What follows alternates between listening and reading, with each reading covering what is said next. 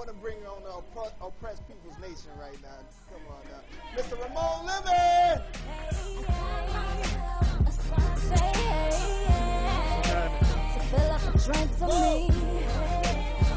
I got my man Ramone Lemon here, right here from the oppressed people's nation.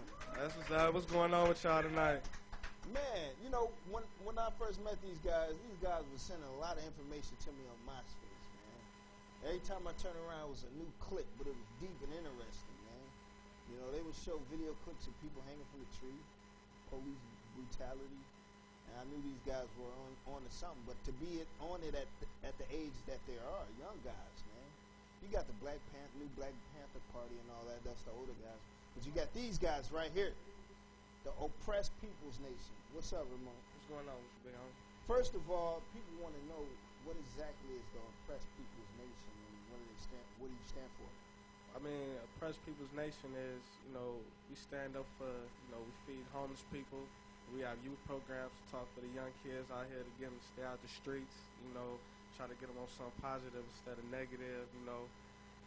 We also, you know, try to go against police brutality, you know what I'm saying? As right now, we're going against a couple of events that's going on with the Rebeccas, you know, the Whitbeys, you know, Rebecca Whitby's family, you know, they got,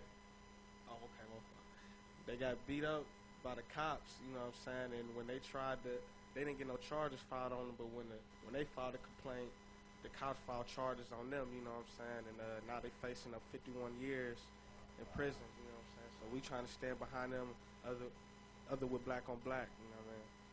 How were you able to be recruited, man? I know you're young, you can be distracted with girls, money, jewelry, rap music, right, whatever have you. How were you able to be recruited into that?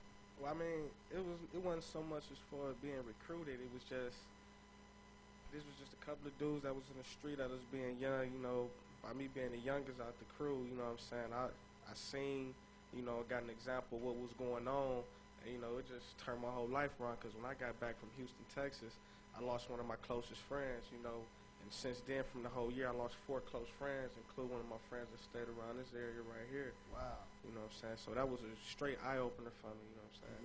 What does it mean to you to be fighting for the causes you fight for? I mean, what it means to me is, it's like, as I said, it's an eye-opener, you know what I mean? For a lot of young people, you know, a lot of young people out here, they go off materialistic things, you know, and they see, I mean, don't get me wrong, I like the rap music and all that too, but what they hear on that rap music, they think that's what they can do, but it's nothing but all entertainment, you know what I'm saying? And when dudes do that, they get in trouble, you know, then you got a lot of cats out here, they be scared of what the cops would do, they start snitching, you know, but I don't mean to say, get on that subject, but, you know, a lot of cats out here going at it with themselves, but the real enemy is really the police. You know what I mean? I'm not saying all cops is bad, but the ones that's out here doing things, it's not right. But you guys are organized and you have a 10-point plan of action. Yeah. Why don't you speak to that? All right, our 10-point program is, you know, is number 1, you know, we want true freedom. We want the power to determine our own destiny. Number 2 is we want full employment for all oppressed people. The federal government should be obligated to give every man and woman, including so-called felons, employment or a guaranteed income. Number 3 is we want decent housing fit for the shelter of human beings. No human on earth should be homeless or hungry. Number 4 is we want education that teaches us from preschool our full and true black history. Number 5 is most important, we want completely free health care. Number 6, we want an immediate end to police terrorism. 7, we want freedom for all political prisoners. 8, we want all people judged in court by a jury of their peers, a group that's defined by the Constitution. Number 9 is we want the end of the robbery by the power structure of our black communities. And number 10 is we want land, bread, housing, education, justice, and peace. That's our 10-point program. Now, do you think that your cause and what you believe in, what you're standing for, can actually penetrate the youth and galvanize that geographic right there with those young people and the rappers and the things of that nature? I mean, to tell you the truth, my honest opinion,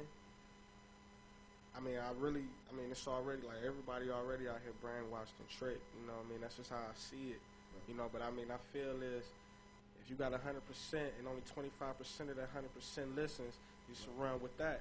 You know what I mean? Because if 75% don't listen, they see what we do, then when it's that time for them to realize what's going on, then they're going to want to follow. You know what I mean? You can't touch everybody right now, but the ones you can touch, you might as well run with it.